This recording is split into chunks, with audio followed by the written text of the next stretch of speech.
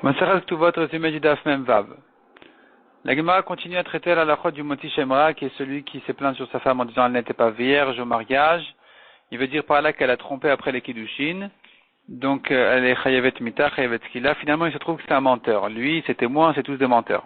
La Torah dit dessus, il faut le punir de payer de l'argent au père de la fille sans slaim. Et il prend aussi des coups. La Gemara fait toutes les drachot où on apprend que la Torah fait allusion ici au coût et à l'argent. La Gemara dit, mais d'où on apprend dans les psukim qu'il est interdit de dire du mal d'un juif? Où c'est interdit dans la Torah? Où est-ce que c'est écrit? La Gemara ramène de drachot et la Gemara explique chacun pourquoi il n'utilise pas la dracha du deuxième. Après ça, la Gemara elle dit, quelqu'un qui a amené des témoins pour mentir sur sa femme, donc on a vu les Moti Shemra et les Chayav. Si maintenant les témoins sont venus d'eux-mêmes, il est patour. S'il les a appelés mais il ne les a pas payés, c'est une marloquette, est-ce qu'il est chayav ou patour? La Gemara demande, dans le cas où il les a payés par un autre billet que de l'argent, donc comme des terrains, ou bien moins qu'une prouta, ou une prouta pour les deux ensemble, est-ce que c'est considéré qu'il les a payés comme l'argent, ou c'est pas considéré comme l'argent, il est patour? La Gemara demande encore, si quelqu'un a été Moti Shemra, il a dit donc du mal sur le premier mariage qu'il a eu avec cette femme-là, c'est-à-dire il s'était marié avec elle, quand elle était Betula, il n'a rien dit.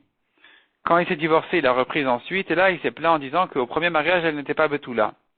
Est-ce qu'il est considéré comme Moti Shemra pour prendre les coups et payer les sans slaim, oui ou non?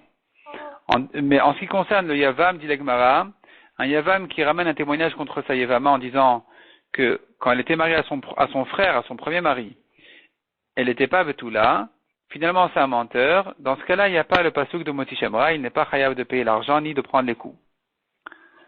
La Gemara dit encore, une grande machloquette entre Rabbi Eliezer ben Yaakov et les Chachamim. Dans quel cas la Torah a parlé du Moti Shemra? Est-ce qu'il ne s'agit que d'un cas où un homme, il a eu des rapports, il a eu des rapports avec elle, avec sa femme, et il trouve qu'elle n'était pas Betula, il trouve qu'elle n'était pas vierge, et c'est là où il vient se plaindre, il amène des témoins, tout a commencé par des rapports. Est-ce que c'est que ici qu'il est chayav du Moti Shemra si c'est un menteur, ou même s'il n'y a pas eu de rapport du tout, simplement il a commencé directement par les témoins, même sans rapport avec elle, il est aussi chayav de ce que la Torah dit, de payer les 100 slaim, plus de prendre les coups.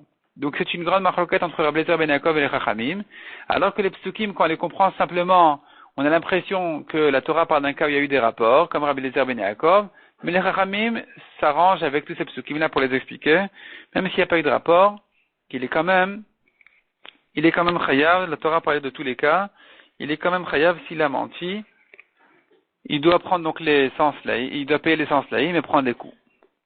Mishnah suivante, un père a des droits sur sa fille, de la transmettre en Kiddushin en prenant l'argent des Kiddushin ou en prenant le shtar, l'acte écrit des Kiddushin, si elle était mekudeshet par un shtar et pas par de l'argent.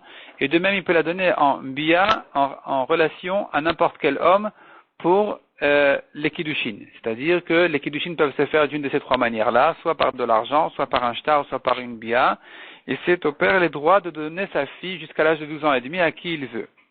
Le père aussi a les droits sur sa fille de ce qu'elle a trouvé comme objet ou comme argent.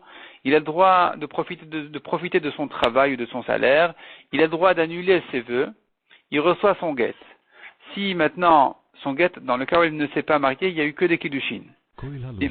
Si maintenant sa fille a hérité un héritage du côté de sa mère, le père n'aura pas le droit d'en profiter du tout. Par contre, si elle s'est mariée, le père a non seulement les droits habituels le mari a non seulement les droits habituels du père, mais il a de plus que le père aussi, que dans l'héritage, il profite de l'héritage dans le sens que le capital reste à sa femme, mais lui profite des fruits de son héritage, comme si c'est une maison par exemple, il peut y habiter ou bien le louer. Un mari doit à sa femme de la nourrir, de la racheter si elle est emprisonnée, de l'enterrer. Rabbi Yehuda dit, même s'il est très pauvre, il doit l'enterrer minimum par 2 flûtes et une pleureuse, qui est vraiment un minimum d'honneur pour le mort.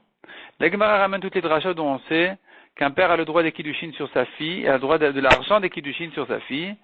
Donc la Gemara le ramène du passou qui dit, une servante juive, quand elle se libère, elle sort de chez son patron, elle sort gratuitement sans lui donner d'argent, déduit de là que d'un autre patron, elle sort en lui donnant de l'argent.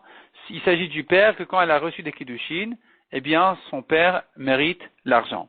Et donc, la Gemara a dit, puisque la Torah a comparé toutes les sortes de kiddushin, on apprend de là que de même que le père a le droit de l'argent des kiddushin, sur l'argent des kiddushin de sa fille, de la même manière, il a le droit de recevoir les kiddushin de shtar ou de bia de sa fille.